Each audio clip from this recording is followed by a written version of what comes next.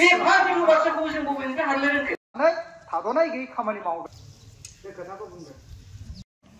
नंखायनो आइ आफामोन नोंसोर दिनै खोनाबाय। गोदान बोसोरनि बयनिसिमबो गाहाम हामलायथि हरग्रोनानै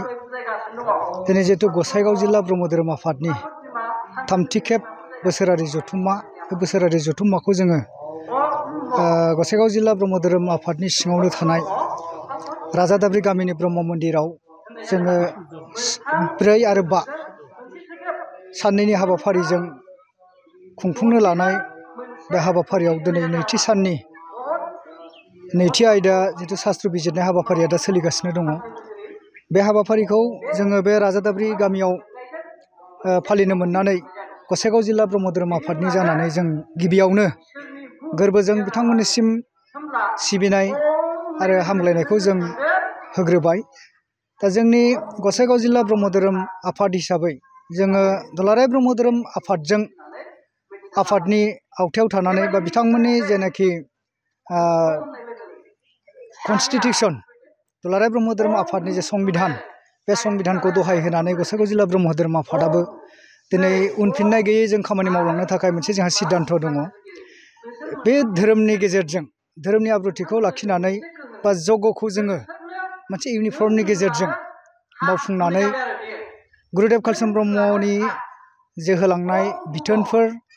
आरो शिबनारायण परमहंस आफानि जे 6 गां शास्त्रनि गेजेरजों जोङो समाज फोसाबनाय, समाजाव सोदोमस्रि गोनां मोनसे समाज दानो थाखाय जों गासै जाहाथे फेग्रा मुवा बेसादनिफ्राय अराय उदां जानानै जों धोरोमनि बिथिंजों समाजखौ बोरैहाय फोसाबनो हायो बा फैबाय थानाय जेनेरेसनफोरखौ बे गाज्रि थासारिनिफ्राय जों बोरैहाय बिसोरखौ रैखा खालामनानै बिसोरनि इयुनखौ जों बोरै दानानै होनो हायो, बिसोरनि गोग्गो सोलोंथाइखौ जों बोरै होनो हायो, समाजनि मान दान्दाखौ जों बोरै लाखिनो हायो, एबा न'खराव बिमा बिफाखौ जों इसोरबादि फालिनानै फिसाफ्रा बिमा बिफानि सत्रसायाव थानानै गावनि सोलोंथाइखौ बोरै आदाय खालामनायनि बे फर्मुलाफोरखौ जों मोननो हायो,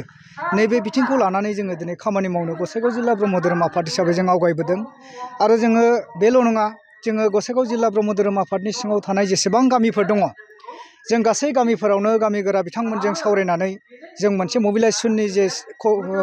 परिकल्पना लादों। जोङो मबिलाइजेसन खालामनानै पुर्निमा अमाबस्या जगखौ जों गायसननानै होनानै बिथांमोना जाहाथे प्रत्येक मासाव खेबनैबाबो धोरोमनि बाथ्राफोरखौ सावरायनानै मोनसे आब्रुथिखौ जाहाथे जों गामि गामि ओनसोलाव जों सृष्टि खालामनानै लानो हायो, बिनि थाखाय जों खामानि मावनायखौ जोङो दिनैनिफ्राय आवगायदों। आरो बिदिनो जोङो दुलाराय ब्रह्म धोरोम आफादनि बिथोन बायदियै बिथांमोननि जिहेथु संबिधान, बे संबिधानखौ दहाय होनानैनो जों अरायबो मावलांगोन। गुरुदेबा जे बोसोनफोरखौ होलांदों, गुरुदेबनि 14थि जे बोसोन, बे बोसोनखौ जों फोथांनानै लाखिनो थाखाय जों बिराद गिदिर मोनसे जोंहा परिकल्पना दङ। आरो गुरुदेबनिनो गुरु शिबनारायण परमहंस बाबानि जे 6 गां शास्त्र बिजाब, बे 6 गां शास्त्र बिजाबखौनो दिनै जोङो अखरे अखरे फोरोंनानै जोङो मोनसे एकाडेमिक सिस्टेमजों जों बोरैहाय आवगायलांनो हायो,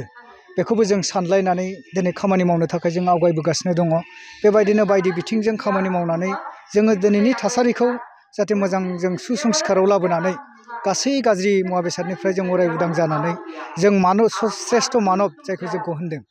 श्रेष्ठ मानब जाथि हिसाबै जों जाहाथे बुहुमाव गसंथानो हायो, बे गिदिरथार सिमांखौ लानानै जों दिनै गसाइगाव जिल्ला हिसाबै खामानि मावनो आवगायबोदों।